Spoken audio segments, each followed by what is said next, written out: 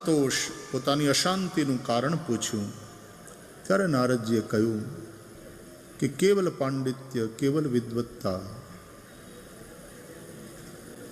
સારી વાત છે પણ પર્યાપ્ત નથી. ભગવાનની ભક્તિનું બહુ મહત્વ છે. હૃદયમાં ભક્તિ નહીં હોય ત્યાં સુધી આંતરિક તૃપ્તિ નહીં થાય. દેવર્ષિ નારદ ભક્તિ માર્ગના આચાર્ય છે. એમણે ભક્તિ પ્રધાન ગ્રંથની રચના માટે વ્યાસજીને પ્રેરણા આપી. પોતાના પૂર્વજન્મની કથા સંભળાવી. એ ઉપબર્હણ નામના ગંધર્વ હતા અને એને શાપ થયો હતો, એટલે દાસી ના ઉદરથી એ જન્મ્યા હતા. પણ બ્રાહ્મણોને ત્યાં માતાજી સેવામાં લાગેલા હતા. નારદજીને એક સુંદર વાતાવરણ મળ્યું બચપણથી, પૂર્વજન્મમાં. જ્યાં ધર્મ છે, જ્યાં સંસ્કૃતિ નાચે છે, જ્યાં અધ્યાત્મ છે, જ્યાં આરાધના છે, જ્યાં પવિત્રતા છે. ઋષિઓના આશ્રમોમાં એવા વાતાવરણમાં નારદજીનો ઉછેર થયો, કારણ કે માં ત્યાં સેવામાં લાગેલા હતા. સારા વાતાવરણમાં તમારો ઉછેર થાય ને બહુ ફરક પડે. એ સંસ્કાર આવ્યા. સાધુ સંતો અવારનવાર આવતા હતા, આ ઋષિઓના આશ્રમમાં રહેતા હતા.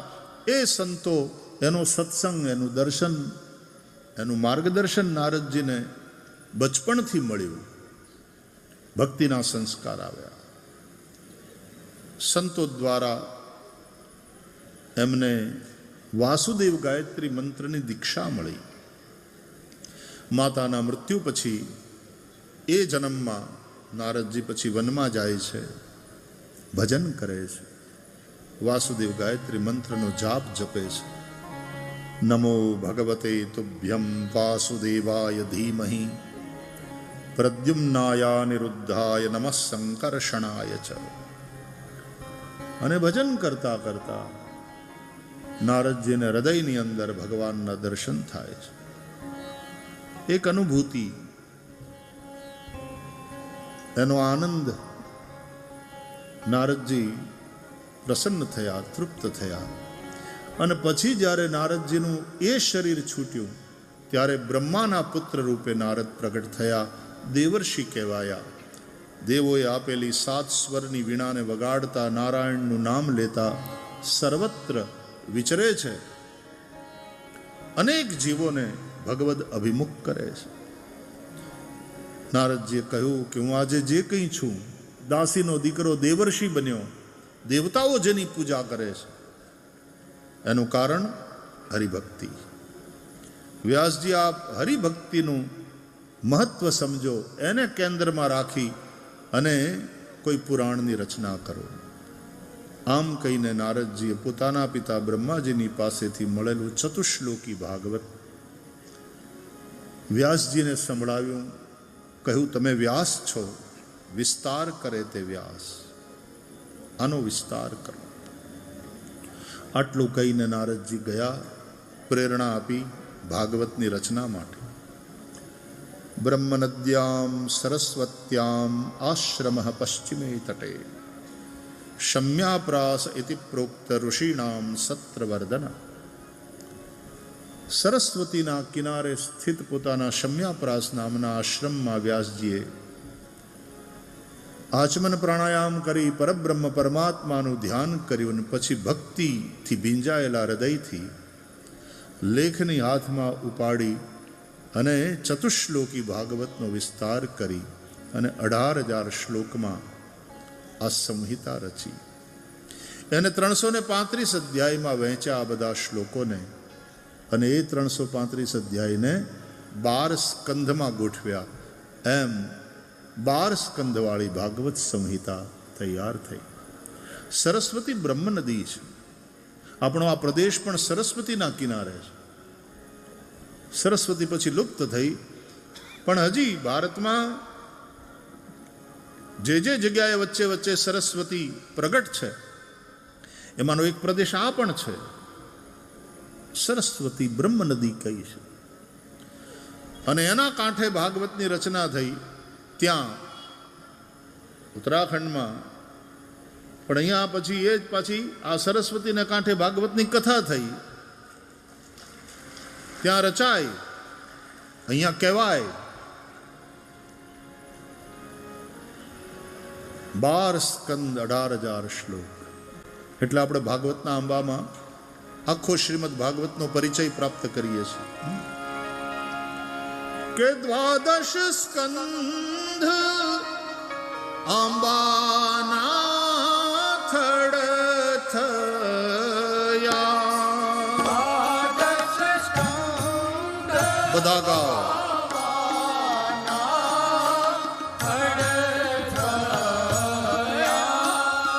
335 અધ્યાય છે ડાળ એ સખી રે આંબો રોપીયો. 335 અધ્યાય છે ડાળ સખી રે આંબો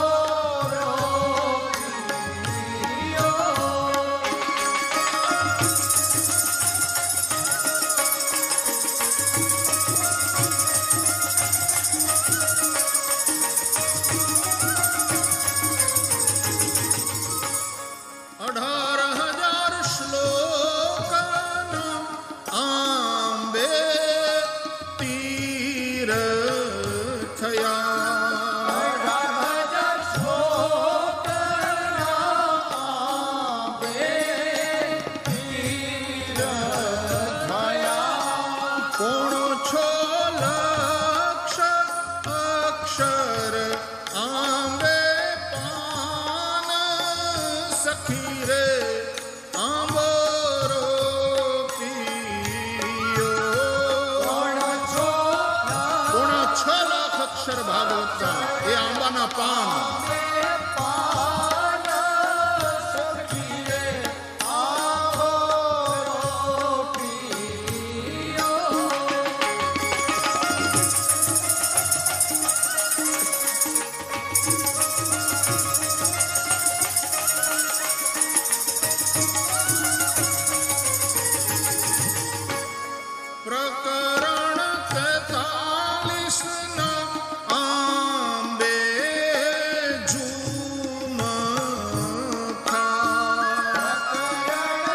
મોર આવ્યા. 43 પ્રકરણ ભાગવતના એ આંબે આવેલો મોર. શ્રીમદ ભાગવત આંબાના ફળ સખી રે આંબો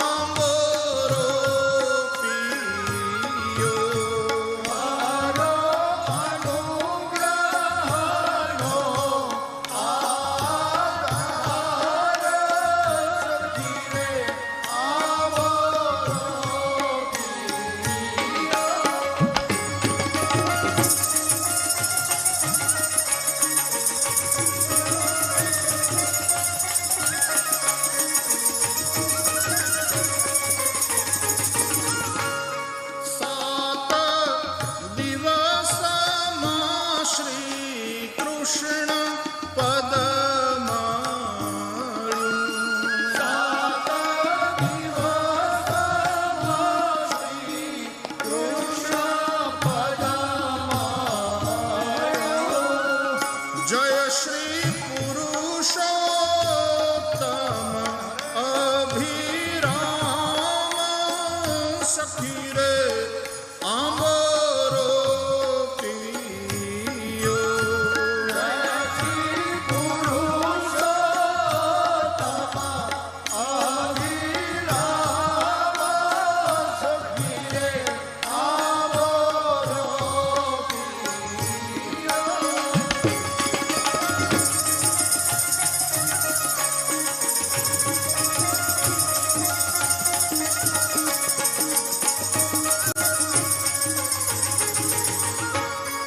આંબો ગાય શીખે ને સાંભળે.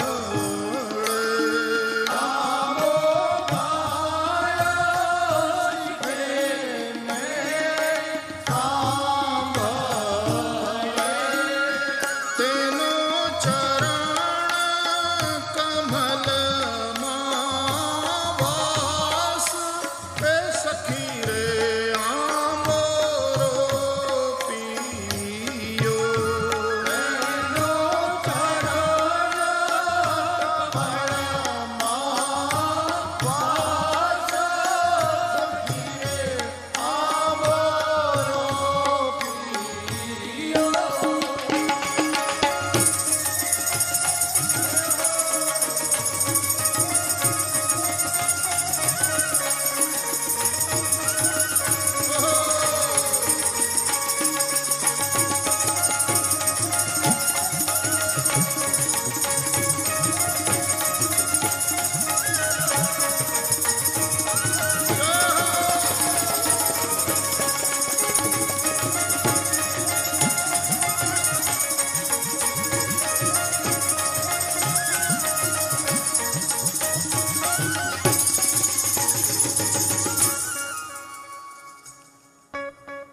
જાઓ શ્રી વલ્લભ કુલને વારણે બલિહારી માધવદાસ સખી રે આંબો રોપી.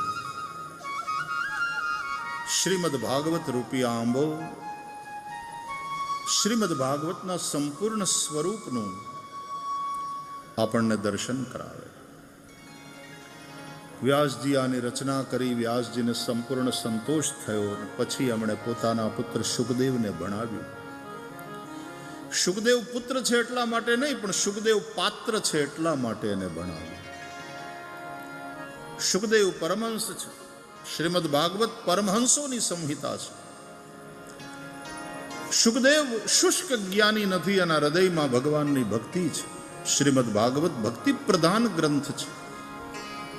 અને તેથી શુકમ અધ્યાપયામાસ નિવૃત્તિ નિરતમ મુનિ. શુકદેવ ભણ્યા. ભગવાનની આ કથા એવી દિવ્ય છે, એવી અદ્ભુત છે, એવી રસીલી છે કે જે નિર્ગ્રંથ છે, જે મુક્ત છે, એને પણ ભગવાનમાં ભક્તિ થાય, ભગવાનમાં અનુરાગ થાય. તેથી શુકદેવ ભણ્યા. ગંગાને કાંઠે બેઠેલા રાજા પરીક્ષિતને કથા સંભળાવી છે. પરીક્ષિતના જન્મકર્મની કથા સૂત મહારાજે નૈમિષારણ્યમાં કહી. પરીક્ષિતના પૂર્વજોના પુણ્ય હોય ને તો જ પરીક્ષિત જેવો ભગવત ભક્ત પુત્ર વંશમાં પ્રગટ થાય. ભીષ્મ કેવા મહાપુરુષ! યુધિષ્ઠિર ધર્મરાજ છે. પરીક્ષિતના દાદા અર્જુનજી ભગવાનના સખા અને ભગવાનના અત્યંત પ્રિય છે. ભક્તો સી મેં સખા ચેતી. પરીક્ષિતના પિતા અભિમન્યુ વીર પુરુષ છે. યુવાવસ્થામાં એ વીર ગતિને પ્રાપ્ત થયા છે. પરીક્ષિતના માતા ઉત્તરાદેવી પરમ ભાગવત છે. ભગવત શરણાગતિ, ભગવાનનું શરણ છોડીને અન્યાશ્રય નથી કરતા ઉત્તરાજી. પરીક્ષિતના દાદી સુભદ્રા જે શ્રી કૃષ્ણના બહેન છે, અથવા તો દ્રૌપદીજી, એ પણ દાદી કહેવાય. એ પરમ ભાગવત છે, જે દ્રૌપદીના દ્વારકાધીશે ચીર પૂર્યા. અને પરીક્ષિતના પરદાદી એવા કુંતાજી, દ્વારકાનાથના સગા ભઈ થાય શ્રી કૃષ્ણના, પણ સંકટવાળું, દુઃખવાળું, કષ્ટવાળું જ જીવન જીવ્યા. અને તો પણ કોઈ દિવસ કૃષ્ણને કાંઈ કહ્યું નહીં, કાંઈ ફરિયાદ કરી નહીં કે હું તારી હગી ફઈ અને મારી માથે આ થઈ. ઉલટાનું ભગવાનની પાસે સ્તુતિ કરતી વખતે માગે છે, વિપદ સંતુ નઃ શશ્વત તત્ર તત્ર જગદગુરો ભવતો દર્શનમ યસ્યાદ અપુનર્ભવ દર્શનમ. સમયે સમયે અમારા જીવનમાં હંમેશા વિપત્તિ આવ્યા કરે, જેથી કરીને હે કૃષ્ણ અમે તમને ભૂલીએ નહીં, તમારું સ્મરણ રહે. આ દુઃખ હે દ્વારકાધીશ તમારું દર્શન કરાવે છે. પૈસા હોય ને માણસ હિન્દ સિનેમામાં જાય, ક્લબમાં જાય, ફરવા જાય, દુઃખ આવે એટલે મંદિરે જાય, માનતાઓ માનવા માંડે, ભગવાનની પ્રાર્થના કરવા માંડે. દુઃખ તમારું દર્શન કરાવે છે કૃષ્ણ. અને તમારું દર્શન કેવું? અપુનર્ભવ દર્શનમ. એક બાર जिसको दर्शन हो जाए उसको संसार में फिर आना नहीं पड़ता. તો આવી માતૃશક્તિ, પરમ ભાગવત માતૃશક્તિ, અને આવા પુરુષો, પરમ ભાગવત પુરુષો જે કુળમાં, જે ખાનદાનમાં થયા. પિતામહ ભીષ્મ અંતકાળે જેને દર્શન દેવા માટે સ્વયં દ્વારકાનાથ જઈને ઊભા રહ્યા કુરુક્ષેત્રમાં. અનેકાનેક ઋષિઓ આવ્યા. પાંડવ સહિત પરિવાર પિતામહ ભીષ્મની પાસે પહોંચ્યો. અને અંત સમયમાં એમણે દ્વારકાધીશજીની સ્તુતિ કરી. ઇતિમતિ રૂપકલ્પિતા વિતૃષ્ણા ભગવતી સાત્વત પુંગવે વિભુમ્ની સ્વસુખમુપગતે ક્વચિદ વિહર્તુમ પ્રકૃતિમુપેયુષિ યદ્ભવ પ્રવાહ. ભાગવતના પ્રથમ સ્કંદમાં કુંતા સ્તુતિ છે, ભીષ્મ સ્તુતિ છે, એટલે એમના દ્વારા કરાયેલી સ્તુતિ. ભાગવતનો સ્તુતિ ભાગ બહુ સરસ છે. આવા પરિવારમાં જે માતા ઉત્તરાના ગર્ભમાં પરીક્ષિત હતા, ત્યારે અશ્વત્થામાના બ્રહ્માસ્ત્રથી સ્વયં ભગવાન શ્રી કૃષ્ણે જેની રક્ષા કરી હતી, એ પરીક્ષિત માના ગર્ભમાં હતા ને ત્યારથી જેણે ભગવાનના દર્શન કર્યા. પછી એ સ્વરૂપ અંતર ધ્યાન થયું, જે હાથમાં ગદા લઈને પોતાની આજુબાજુ ફરતું હતું, બ્રહ્માસ્ત્રથી રક્ષા કરતું હતું, એ સ્વરૂપ પછી અંતર ધ્યાન થયું. પ્રસૂતિનો પવન ફૂંકાયો, પરીક્ષિત માના ગર્ભથી બહાર આવ્યા. આંખો ઉઘડીને એટલે આજુબાજુના ચહેરાઓને જોઈને એ પરીક્ષા કરવા લાગ્યા કે માના ગર્ભમાં મેં જેને જોયા હતા આ એ તો નહીં, આ એ તો નહીં, તો આ એ. નામ થયું પરીક્ષિત. માના ગર્ભમાં જે ભગવાનના દર્શન કર્યા છે, ભગવાનના દર્શન માટેની પ્યાસ લઈ અને પરીક્ષિત જન્મ્યા છે. મોટા થયા, બ્રાહ્મણોએ ભવિષ્ય કથન કર્યું, અનેક ગુણો બતાવ્યા પરીક્ષિતના કે આવો થશે, આવો થશે, આવો થશે. પણ એક વાત એવી કહી કે તક્ષકાદ આત્મનો મૃત્યુમ દ્વિજપુત્રોપસર્જિતાત. અને કુંડળીનું મૃત્યુ સ્થાન જોઈએ છીએ, એવું લાગે છે બ્રાહ્મણના શાપથી અને તક્ષકના દંશથી આનું મૃત્યુ થશે. સાંભળીને પાંડવોને ચિંતા થઈ. બ્રાહ્મણોએ કહ્યું, ચિંતા ન કરો ધર્મરાજ, આ વિષ્ણુ કૃપા પ્રાપ્ત છે. ભગવાન વિષ્ણુએ માના ગર્ભમાં આના પ્રાણની રક્ષા કરી છે, એટલે એનું એક નામ વિષ્ણુરાત. ભગવાન વિષ્ણુએ કૃપા કરીને આ બાળક તમને આપ્યો છે. અને તેથી બ્રાહ્મણનો શાપ પણ તમારા આ બાળકને માટે વરદાન રૂપ બની જશે. શ્રોત્રિય બ્રહ્મનિષ્ઠ સદગુરુના શરણે જઈ શ્રીમદ ભાગવતનું શ્રવણ કરી આ 7 જ દિવસમાં મુક્તિને પ્રાપ્ત કરશે. બ્રાહ્મણોને થોડી સાંત્વના મળી. પરીક્ષિત શુક્લ પક્ષના ચંદ્રની માફક મોટા થવા લાગ્યા. વિદુરજી આવે છે, જે તીર્થયાત્રા કરવા ગયા હતા, એ પાછા હસ્તિનાપુર પહોંચે છે. 2 મહાપુરુષો નહોતા કુરુક્ષેત્રના યુદ્ધમાં, જેણે હોવું જોઈતું હતું. એક બળભદ્રજી અને બીજા વિદુરજી. અને આ બંને મહાન યોદ્ધાઓ છે. વિદુરજી પણ મહારથી કહેવાય છે. આ બંને મહાપુરુષો તીર્થયાત્રા કરવા નીકળી ગયા હતા પોતપોતાના કારણોસર. પણ કુરુક્ષેત્રના યુદ્ધમાં એ બંનેની ગેરહાજરી છે.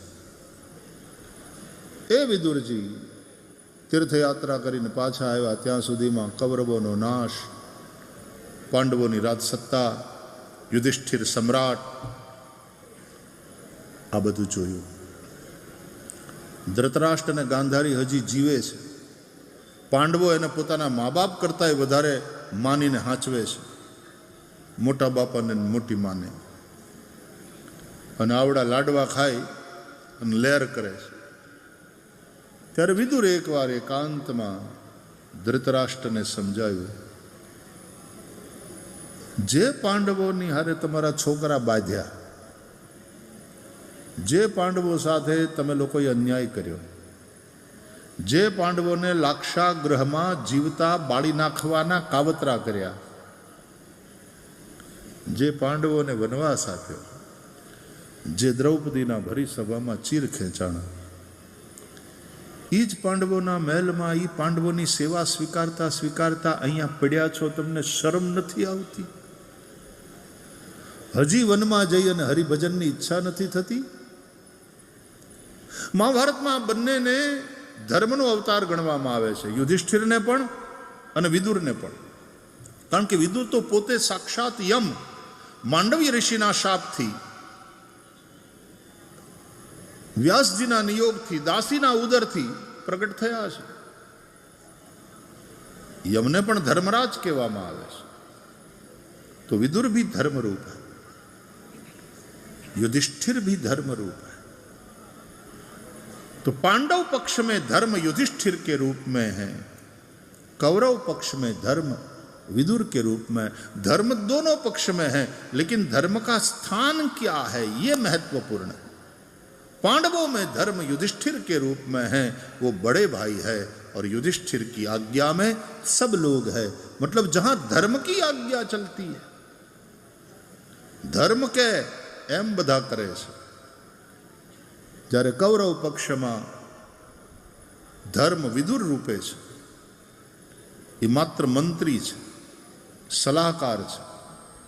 ધૃતરાષ્ટ્ર સમયે સમયે વિદુરની સલાહ લે છે, વિદુરને પૂછે છે, વિદુર જે કહે એ સાંભળે છે, પણ કોઈ દી કરતા નથી. ઘણાય ધર્મની સલાહ લે, ધર્મને સાંભળે, પણ ધર્મ કે એ પ્રમાણે કરે નહીં. સાંભળી લે પણ આચરણ નહીં. આ મોહરૂપ જે અંધ ધૃતરાષ્ટ્ર છે એની નિયતિ છે. અને અંતે એ મોહરૂપ ધૃતરાષ્ટ્રના 100 દીકરાઓ એનો નાશ થાય છે. એટલે ધર્મને માણસ સાંભળે પણ ધર્મનું કેવું કરે નહીં. તો એ ધૃતરાષ્ટ્ર છે, એના દીકરાઓ છે. એટલે પછી કોઈ સાંભળે જ નહીં. ત્યારે પછી વિદુર પણ નીકળી ગયા. તૃતીય સ્કંદમાં કથા છે, સ્વયં ધનુર્દ્વારી નિધાય માયામ. પોતાના શસ્ત્રોને ત્યાં છોડી નીકળી ગયા તીર્થયાત્રા માટે. એ તીર્થયાત્રા કરીને પાછા આવ્યા ત્યાં સુધી બધું ખેદાન મેદાન થઈ ગયું હતું. ધર્મનું કયું તમે ન કરો તો ખેદાન મેદાન જ થાય. અને તોય હજી ધૃતરાષ્ટ્ર મહાભારતનું સૌથી ખતરનાક પાત્ર હોય ને તો એ દુર્યોધનય નથી, દુશાસનય નથી. મહાભારતનું સૌથી ખતરનાક પાત્ર હોય તો એ ધૃતરાષ્ટ્ર છે. એ આંધળો એટલો ખતરનાક માણસ છે. બોલે કાંઈક, કરે કાંઈક, મનમાં કાંઈક, હૈયામાં કાંઈક, હોઠો ઉપર કાંઈક. દંભ ખતરનાક પાત્ર છે. રામાયણમાં રાવણ એ મોહનું પ્રતીક છે અને મહાભારતમાં ધૃતરાષ્ટ્ર એ મોહનું પ્રતીક છે. મોહ સકલ વ્યાધિન કર મૂલા. મોહ છે એ જ બધી સમસ્યાઓની જડ છે.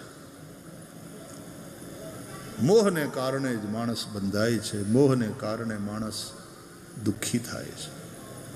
હરિકથા મોહને મારનારી છે. બેનુ સતસંગ અને હરિકથા તાબિનું મોહન ભાગ. મોહ ગઈ બિનુ રામ પદ હોય ન દ્રઢ અનુરાગ. મોહના ગયા સિવાય, મોહના મટ્યા સિવાય ભગવાનમાં ભક્તિ થતી નથી. હવે વિદુરે સમજાવ્યા ધૃતરાષ્ટ્ર ગાંધારીને કે હવે તો નીકળો. જે ભીમસેનને ઝેર આપીને મારી નાખવાની કોશિશ કરી હતી તમે લોકોએ, એ જ ભીમસેન તમને લાડવા ખવડાવે છે ચૂરમાના, અને બેઠા બેઠા ખાવ છો. શરમાવ, શરમાવ. મોટા રહ્યા ડૂબી મરો એમ તો કહેવાય નહીં, અવિવેક લાગે. કે તમને શરમ નથી આવતી? હજી વનમાં જઈને હરિભજનની ઈચ્છા નથી થતી? એટલે પછી આંસુડા સારતા સારતા ધૃતરાષ્ટ્ર કે વિદુર બોલ બોલ, તું તારે ભાઈ બોલ. અટાણે તારો ટાઈમ છે. તારા વચન છે ને આમ છાતીમાં વાગે છે, પણ તું સાચું બોલે છે એમાં ના નહીં. વાત તારી સાચી ભાઈ કે હવે વનમાં જઈને ભજન કરવું જોઈએ, પણ અમને કોણ લઈ જાય? અમે ક્યાં રહીએ? હું આંધળો, આંખે પાટા બાંધીને, તારી ભાભી આંધળી થઈ છે, અમને કોણ લઈ જાય કલ્યાણના માર્ગે? અને ત્યારે વિદુર બોલ્યા, જાવું છે હું લઈ જાઉં. તમારે કલ્યાણ કરવું જ હોય તો ધર્મ કહે છે હું તમારી સાથે આવું, અને કોઈ સાથે નહીં આવે. મરતી વખતે ધર્માનુગો ગચ્છતિ જીવે કહા. ધર્મ સાથે આવશે, કલ્યાણના માર્ગે ધર્મ લઈ જશે. અને પછી એક રાત કોઈને પણ કહ્યા સિવાય ધૃતરાષ્ટ્ર અને ગાંધારી ધર્મરૂપ વિદુર સાથે હસ્તિનાપુર છોડીને જતા રહે છે. ગંગાના કિનારે જઈ અને ભગવાનનું ભજન કરતા કરતા એ પ્રભુની પ્રાપ્તિ કરે છે. ભાગવતમાં ધૃતરાષ્ટ્ર જેવાની સદગતિ થઈ એવું વર્ણન છે. કારણ કે ગમે એટલો બગડેલો માણસ હોય, ગમે એટલો પાપી હોય, ગમે એટલો દુરાચારી હોય, પણ એક વાર પસ્તાવો કરી હરિ તરફ વળે અને ભજન કરતો થાય તો નિશ્ચિતપણે એનો ઉદ્ધાર થાય છે. ભગવદ્ ગીતા પણ કહે છે, અપિચેત સુદુરાચારો ભજતે મામ અનન્ય ભાગ સાધુરેવ સમંતવ્ય સમ્યક વ્યવસિતો હિ સહ. કોઈ પાપ એવું નથી દુનિયામાં જે ભગવાનના ભજનથી ન મટે. ભગવાનના શરણે જાય તો ભગવાન પોતે જ કહે છે ગીતાના અંતે, સર્વધર્માન પરિત્યજ્ય મામેકમ શરણમ વ્રજ અહમ ત્વા સર્વ પાપેભ્યો મોક્ષયિષ્યામિ મા શુચ. બધું જ છોડીને તું મારા શરણે આવ, હું તને બધા જ પાપોથી મુક્ત કરી દઈશ. તું શોક ન કર, તું ચિંતા ન કર. ધૃતરાષ્ટ્રની પણ સદગતિ થઈ છે. પછી તો શ્રી કૃષ્ણ સ્વધામ ગમન, પાંડવોનું સ્વર્ગારોહણ, પરીક્ષિતનું રાજતિલક. પરીક્ષિતે અશ્વમેધ યજ્ઞો દ્વારા પરમેશ્વરનું યજન કર્યું. દિગ્વિજયના સમયમાં સમ્રાટ પરીક્ષિતે ધર્મ અને ધરતીને પીડા દેનારા કલિપુરુષનો નિગ્રહ કર્યો. એ કથા છે. કલિનો નાશ નથી કર્યો, કલિનો નિગ્રહ કર્યો છે. કાળ અનુસાર ચાલે એ રાજા નહીં, રાજા અનુસાર કાળ ચાલે. રાજા કાલસ્ય કારણમ. રાજા એવો પ્રભાવી હોવો જોઈએ, એ કાળને આધીન થઈ જાય. બધે જ ભ્રષ્ટાચાર છે એટલે આપણે છે શું કરી શકીએ ભાઈ આમાં, બીજું તો શું થાય, એમ નહીં. राजा कालस्य कारणम, राजा काल को भी अपने अनुकूल बना लेता है, ऐसा प्रभावी राजा होता है, होना चाहिए. इसलिए हम राजा को विष्णु रूप मानते हैं. રાજા પરીક્ષિતે કલિકાલનો નિગ્રહ કર્યો. કલિકાલે જ્યારે રહેવાના સ્થાન કંટ્રોલ કરીને અમુક જગ્યામાં જેને રહેવાનું કહ્યું, દ્યુતમ પાનમ સ્ત્રીહ સૂના યત્રા ધર્મશ્ચતુર્વિધ, જુગાર, દારૂ, પરસ્ત્રી સંગ, હિંસા, આ બધામાં તારે રહેવું. આમાં કલી છે, આ બધા પાપના ઠેકાણા. કલિયુગે પાછી યાચના કરી, પુનશ્ચ યાચમાનાય જાત રૂપ મદાત પ્રભુ. ત્યારે એક પાંચમું સ્થાન આપ્યું, જાત રૂપ, સુવર્ણ, ધન, અર્થ, સંપત્તિ, જર જમીનને જોરું, એ ત્રણ કજિયાના છોરું. અર્થ અને એમાંય અનીતિનો હોય તો બહુ અનર્થ ઉત્પન્ન કરે. અનીતિ સે ધન હોત હૈ બરસ 5 અરુ 7, તુલસી 12 બરસ મેં જડા મૂલ સે જાત. આ 5 સ્થાન આપ્યા રાજા પરીક્ષિતે. ભાગવતમાં લખ્યું છે કે એ 5 દ્વારા કલયુગને બીજા 5 આપોઆપ મળી ગયા. તતોનૃતમ મદમ કામમ રજો વૈરંચ પંચમમ. અનૃત અસત્ય, જુગાર હોય ને અસત્ય હોય, મદમ દારૂ પીતા હોય, મદ્યપાન કરતા હોય ત્યાં મદ હોય, કામમ પરસ્ત્રી સંગ તો કામ હોય, રજઃ રજોગુણથી ઉત્પન્ન ક્રોધ, જ્યાં હિંસા હોય ત્યાં ક્રોધ હોય, અને વૈરંચ જ્યાં ધન હોય, બહુ પૈસા ભેગા થાય પછી વેર થાય, ભાઈઓ ભાઈઓમાં વેર થાય, બાપોને દીકરો કોર્ટે ચડે. એટલે 5 અને 5 મળીને થયા 10. ભાગવતકાર કહે છે આ 10 જગ્યાએ કળિયુગ રહે છે. જેને પોતાના કલ્યાણની ઈચ્છા હોય એણે કળિયુગના આ 10 સ્થાનને સેવવા નહીં. વિશેષતઃ ધર્મશીલ રાજા લોકપતિર ગુરુ. આટલા લોકોએ તો ભૂલમાંય સેવવા નહીં. જે ધર્મશીલ છે, જે ધાર્મિક કેવડાવતા લોકો છે, જે રાજા છે, શાસક છે, સત્તાધારી છે, લોકપતિ જે સમાજના આગેવાનો છે, અને ગુરુ, ઘરમાં મા બાપ એ પણ ગુરુ કહેવાય, અને જે ધર્મ ગુરુ હોય, આ બધાએ તો આટલા સ્થાનને ક્યારેય સેવવા જ નહીં તો સમગ્ર સમાજ નષ્ટ ભ્રષ્ટ થાય. રાજા પરીક્ષિતે ધર્મરૂપ વૃષભના 3 તૂટેલા ચરણને હાજા કર્યા, 4 પગે એને ઊભો કર્યો. આપણે ગઈકાલે થોડી ચર્ચા કરી હતી કે ધર્મના આ 4 ચરણ આચરણ માટે છે. સત્ય, તપ, પવિત્રતા, દયા. લોકો ધર્મના 4 ચરણનું આચરણ કરે તો ધર્મ સ્વસ્થ અને સશક્ત બનીને કલ્યાણના માર્ગે લઈ જાય છે. રાજા પરીક્ષિત ચક્રવર્તી સમ્રાટ બન્યા. કોઈક સમયે રાજા પરીક્ષિતથી પોતાથી ભૂલ થઈ. જે મહાપુરુષો હોય, જે સજ્જન લોકો હોય, ક્યારેક અજાણતા એનાથી તે અપરાધ થઈ જાય. એની અપરાધી માનસિકતા ન હોય. ઘણા ક્રિમિનલ હોય, સ્વભાવથી ક્રિમિનલ હોય, કોર્ટને ખબર હોય, પોલીસને ખબર હોય તો એને એ અનુસાર સજા થાય. પણ જેનાથી અજાણતા અપરાધ થઈ ગયો, માણસ સજ્જન હોય, હંમેશા કાનૂનનું પાલન કરનારો હોય, પણ અજાણતા અથવા તો અજ્ઞાનવશ એનાથી કોઈક અપરાધ બની જાય તો કોર્ટ પણ એને એ જ દ્રષ્ટિએ જુએ.